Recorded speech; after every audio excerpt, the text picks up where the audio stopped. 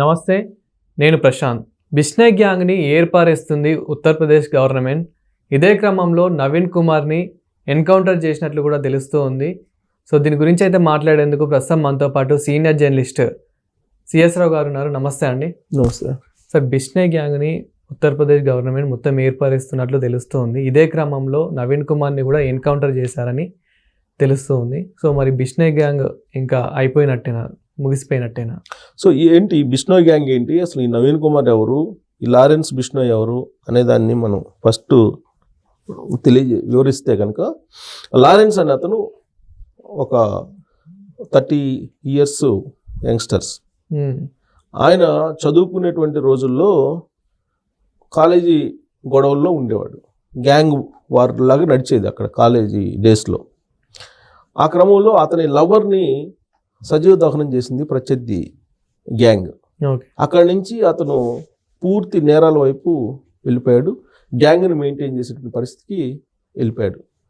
ఏ స్థాయికి వెళ్ళిపోయాడంటే, అంతర్జాతీయంగా ఆయుధాలు సరఫరా చేసి మాదక ద్రవ్యాలు, హవాలా బిజినెస్, ఒక రకంగా చెప్పారంటే అండర్ వరల్డ్ డాన్ లాగా మారిపోయాడు, దావుద్ ఇబ్రహీం లాగా మారిపోయాడు.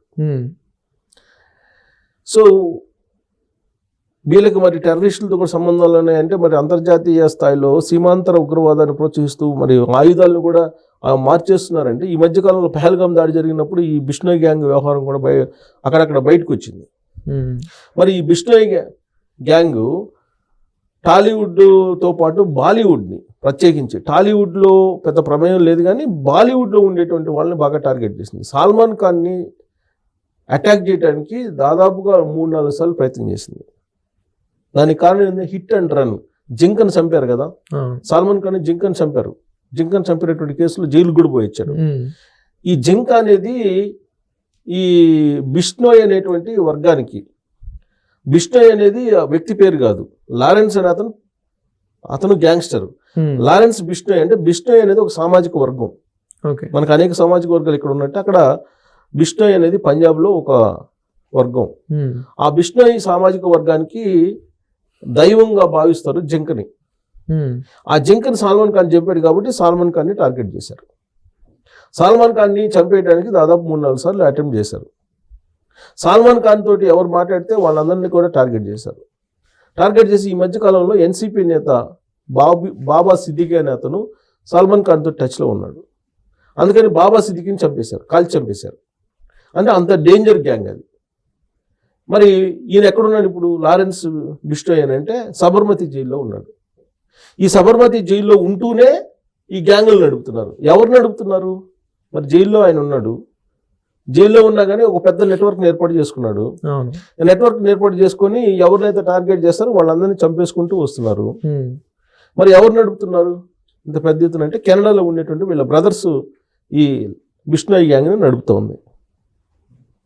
కెనడా నుంచి నడుపుతున్నారు. ఎవరిని టార్గెట్ చేస్తే వాళ్ళని లేపేస్తున్నారు. గ్యాంగ్ వార్ నడుస్తుంది. ఒక పెద్ద గ్యాంగ్ వార్ సినిమాల్లో చూపిస్తూ ఉంటారు. ఆ టైప్లో గ్యాంగ్ వార్ నడుస్తుంది. సబర్మతి జైల్లో లారెన్స్ బిష్నోయ్ ఉన్నప్పటికీ కూడా అతను అక్కడి నుంచి నెట్వర్క్ని పెద్ద ఎత్తున విస్తరింపజేశాడు. ప్రధానంగా రాజస్థాన్, హర్యానా, ఉత్తరప్రదేశ్ ఈ రాష్ట్రాల్లో వీళ్ళ నెట్వర్క్ చాలా బలంగా ఉంది. అక్కడ ఈ నెట్వర్క్ టార్గెట్ చేసినటువంటి వాళ్ళని వదిలిపెట్టకుండా కాల్చి చంపేస్తుంది. ఆ క్రమంలో నవీన్ కుమార్ ఇప్పుడు బిష్నోయ్ గ్యాంగ్లో ఉండేటువంటి షార్ప్ షూటర్ అతను ఉత్తరప్రదేశ్ పోలీసులకి తారసపడ్డాడు. తాజాగా ఉత్తరప్రదేశ్ పోలీస్ టాస్క్ ఫోర్సు అలాగే ఢిల్లీ పోలీసులు సంయుక్తంగా అక్కడ ఆపరేషన్ నిర్వహిస్తున్నారు. ఆ క్రమంలో నవీన్ కుమార్ తారసపడ్డాడు. నవీన్ కుమార్ వీళ్ళ మీద కాల్పులు జరిపాడు. ఈ టాస్క్ ఫోర్సు అలాగే ఢిల్లీ పోలీసుల మీద సంయుక్తంగా వాళ్ళు ఆపరేషన్ చేస్తుంటే వాళ్ళ మీద కాల్పులు జరిపారు. కాల్పులు జరిగినటువంటి క్రమంలో వాళ్ళు ఇతన్ని ఎన్కౌంటర్ చేశారు. అంటే కీలకమైనటువంటి షార్ప్ షూటర్ బిష్నోయ్ గ్యాంగ్లో చనిపోయాడు. మరి ఇతను ఒక్కడే చనిపోయినందువల్ల బిష్నోయ్ గ్యాంగ్ బలహీనపడుతుందంటే బలహీనపడే అవకాశం ఏం లేదు. కారణం ఏంటంటే, ఇది విదేశాలకు కూడా పాకింది. బిష్నోయ్ గ్యాంగ్ విదేశాల నుంచి కూడా ఆపరేషన్ చేస్తూ ఉన్నారు. ముఖ్యంగా భారత్లో ఎవరి నుంచి సపోర్ట్ ఉందనుకోవచ్చు? వీళ్ళకి సపోర్ట్ లేదైతే ఇంత చేయరు. ఖచ్చితంగా రాజకీయంగా కొన్ని పార్టీలు సపోర్ట్ ఉంటాయి. అసలు మీకు ఈ గ్యాంగ్ వార్లు లేదంటే ఉగ్రవాదులు వీళ్ళందరూ మనుగడ సాగించడానికి పరోక్షంగా ఖచ్చితంగా ఏదో ఒక పార్టీకి సంబంధించినటువంటి లీడరు ఏదో ఒక పార్టీ అండగా ఉంటుంది. ఇప్పుడు కాశ్మీర్లో ఉగ్రవాదులు ఉన్నారు, ఎవరి ఆధ్వర్యంలో ఉన్నారా? అక్కడ ఉన్నటువంటి కొన్ని పార్టీలు వాళ్ళకి సపోర్ట్ చేస్తున్నాయి.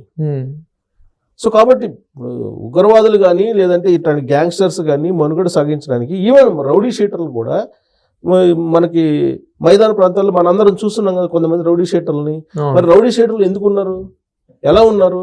వాళ్ళ సపోర్ట్ లేకుండా వాళ్ళు రౌడీజం చేస్తారా? చేయరు కదా.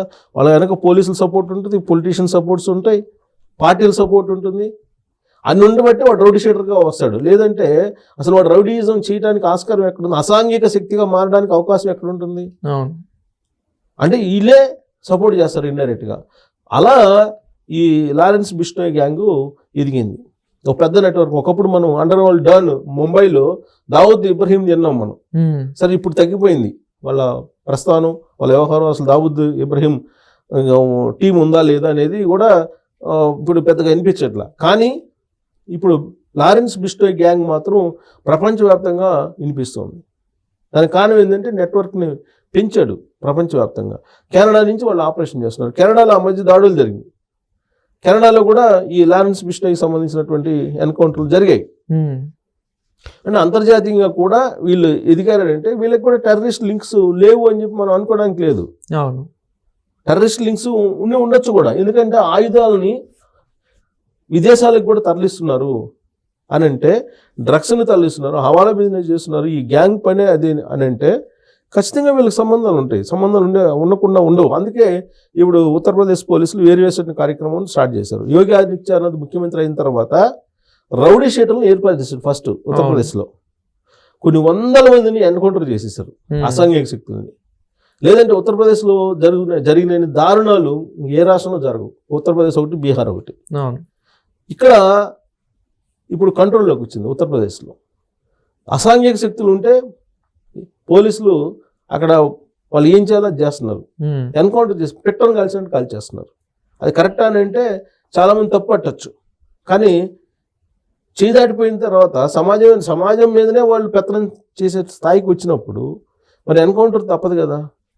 ఇప్పుడు అందుకే వాళ్ళు సంయుక్తంగా ఢిల్లీ పోలీసులు అలాగే ఉత్తరప్రదేశ్ టాస్క్ ఫోర్స్ సంయుక్తంగా ఆపరేషన్ చేస్తున్నప్పుడు ఈ బిష్నోయ్ గ్యాంగ్ తారసపడింది. షార్ప్ షూటర్గా ఉన్న నవీన్ కుమార్ని ఎన్కౌంటర్ చేసేసారు. ఎన్కౌంటర్ చేయకపోతే పోలీసుల మీద వాళ్ళు ఎదురు కాల్పులు జరిపారు కదా. అయినంత మాత్రాన ఇతను ఒక్కడు చనిపోయినంత మాత్రాన వాళ్ళ నెట్వర్క్ ఏం బలహీనపడదు. వాళ్ళ నెట్వర్క్ బాగా అండర్ గ్రౌండ్కి పాతుకుపోయింది. సో పాతుకుపోయినట్టు అండర్ గ్రౌండ్ నెట్వర్క్ని మనం ఇప్పటికిప్పుడు పెకలించేటువంటి అవకాశాలు ఉండవు. కాకపోతే షార్ప్ షూటర్ ఒక అతను వెళ్ళిపోయాడు. ఈ మొత్తం అసలు ఈ బిష్నోయ్ గ్యాంగ్ సంబంధించి ఏదైనా ఆపరేషన్ చేయాలంటే ఇతను కీలకం నవీన్ కుమార్ అని అతను చెప్తున్నారు. సో అతను ఎన్కౌంటర్లో పోయాడు కాబట్టి కొంత స్పీడ్ తగ్గచ్చు కాదు, కానీ పూర్తి స్థాయిలో ఈ నెట్వర్క్ మొత్తం కుప్పగూలిపోతుంది లారెన్స్ బిష్నోయ్ అని చెప్పి చెప్పడానికి లేదు. సబర్మతి జైల్లో ఉండేటువంటి ఆయన ఇంత పెద్ద ఎత్తున ఈ నెట్వర్క్ నడుపుతున్నాడంటే దేశ విదేశాల్లో ఇప్పటికిప్పుడు ఒకళ్ళని చంపినంత మాత్రాన ఒకళ్ళని ఎన్కౌంటర్ చేసినంత మాత్రాన ఆ నెట్వర్క్ మొత్తం కుప్పగూలుతుందా? కూలే అవకాశమే లేదు. కాకపోతే కొంత నిదానంగా ఉంటుంది. Thank you sir.